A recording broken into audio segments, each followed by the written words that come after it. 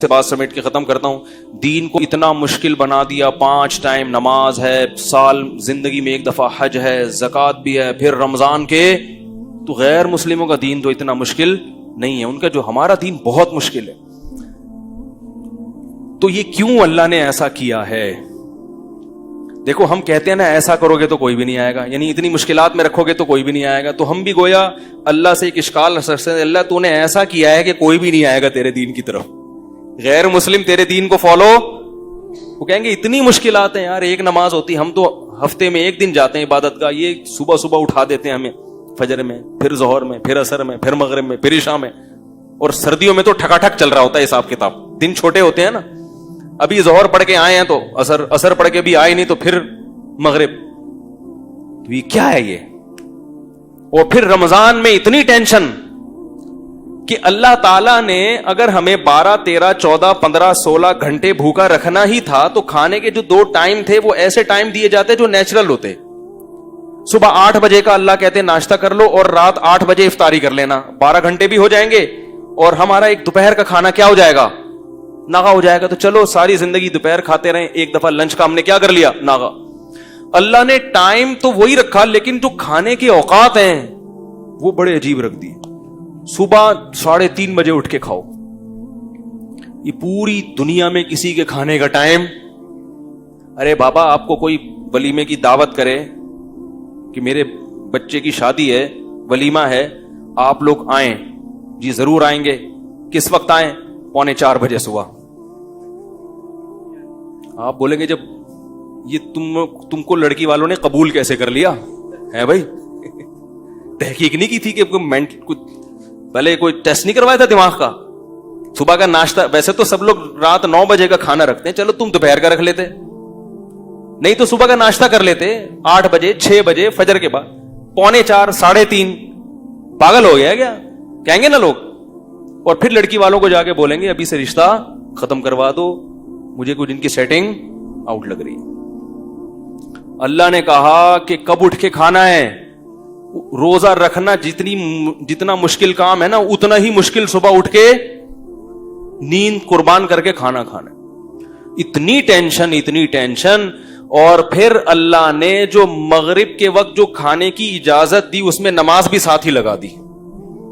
تسلی سے بیٹھ کے کھا بھی نہیں سکتے. بھوک اتنی ہوتی ہے, پیاس اتنی ہوتی ہے کہ بچے کھا جائے آدمی, دل چاہ رہا ہوتا ہے. حقیقت ہے اس وقت کنڈیشن یہ ہوتی ہے, بیگم ذرا یہ دہی بڑے ہیں, یہ ذرا سنبھال کے رکھو, میں نماز کے بعد آ کے کھاتا. یہ والا پکوڑا یہ کھانے نہیں دینا کسی کو, یہ آج پکوڑے بہت مزے کے بنے ہوئے, آدھا رکھ لیا آدھا. اور انسان کی فطرت ہے کہ کھانے کے دوران جب 10-15 منٹ کا وقفہ ہو گیا تو بھوک, اب وہ مزہ نہیں آتا. وہ افطاری گئی, سمجھ رہے, اب مزہ نہیں آئے گا. پھر ہونا یہ چاہیے رمضان میں عشاء کی چھٹی ہونی چاہیے. اگر ہم سے کوئی مشورہ لے کے شریعت بناتا, معاذ اللہ ایک مثال دے رہا ہوں, ہم کہتے ہیں اللہ رمضان میں تو نے اتنی تھکاوٹ, اتنا مسئلہ ہو گیا, سارا دن کے بھوکے پیاسے, پھر افطاری بھی تو نے ڈھنگ سے نہیں کرنے دی ہے بھائی.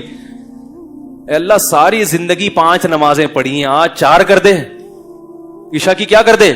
کیونکہ افطاری کے بعد کیسی غنودگی چڑھتی ہے دماغ میں, کیسا گرتا ہے بستر پہ, فوراً گٹکے والے گٹکے پہ, تمباکو والے چائے پر آ گئے, اور سگریٹ والے فوراً سگریٹ, نسوار والا فوراً ڈبی لے کے بیٹھا ہوتا ہے, اللہم لک صمت وعلی رزقک افطرت, یہ چل رہا ہوتا ہے.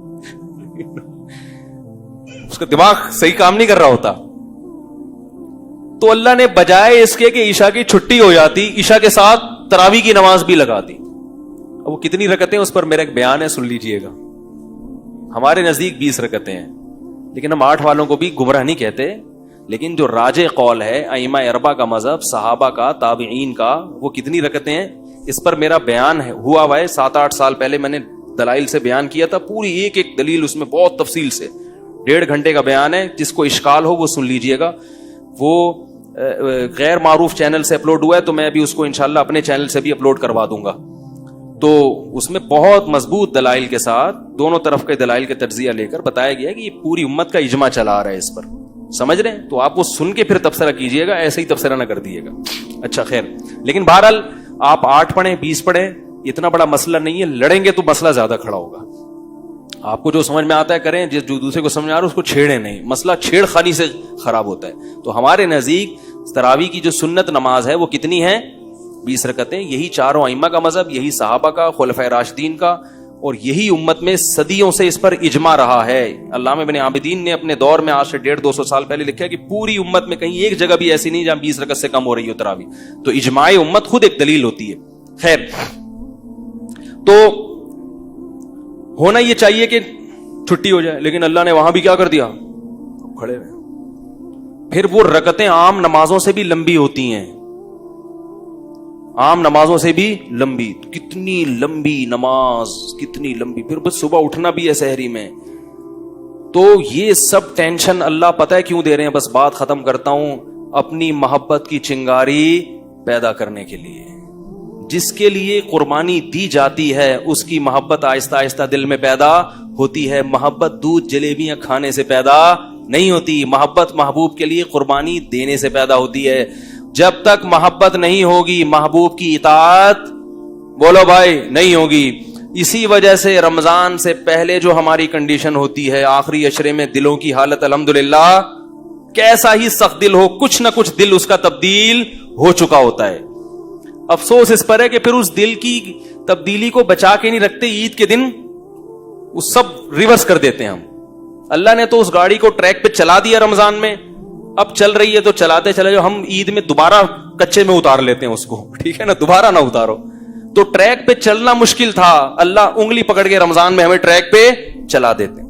تو اس لیے میرے بھائی اگلے ہفتے پھر انشاءاللہ اسی موضوع پر بیان ہوگا. خوشی اور رغبت کے ساتھ رمضان کے روزے رکھا کرو, یہ اللہ کی بہت بڑی نعمت ہے, مسلمانوں کے گھروں کی رونق ہے. کتنا اچھا لگتا ہے گھر کی خواتین صبح صبح اٹھ کے, امی اور باجیاں پراٹھے بنا رہی ہیں, سب مل بیٹھ کے کھا رہے ہیں. ویسے تو ہر آدمی اپنا اخپل طریقے سے کھا رہے ہیں آج کل. بچہ اسکول سے آیا وہ اپنی پلیٹ لے کے سوفے کے نیچے گھس گیا, ایسا ہی ہوتا ہے نا.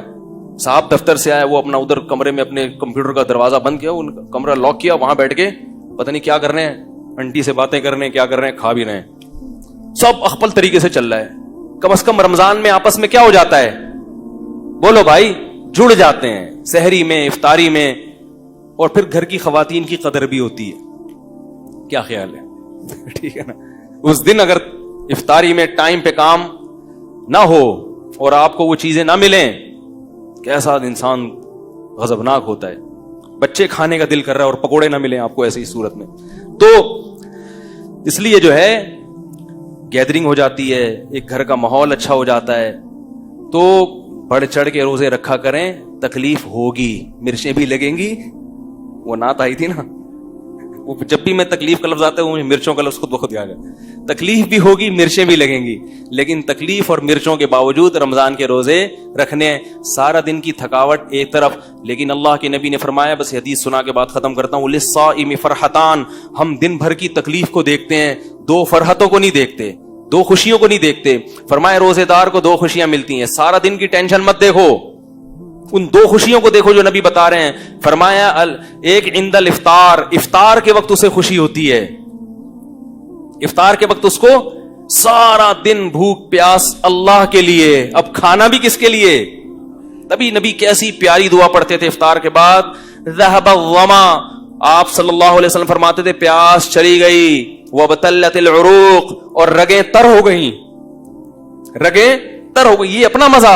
فرمایا وثبت الاجر انشاء اللہ تعالی, اور پورے دن کے روزے کا ثواب اللہ کے دفتر میں لکھ لیا گیا. اصل اجر تو قیامت میں ملے گا. میں کہتا ہوں وہ نہ بھی ملتا تو ایک اجر تو اللہ نے دنیا میں دے دیا.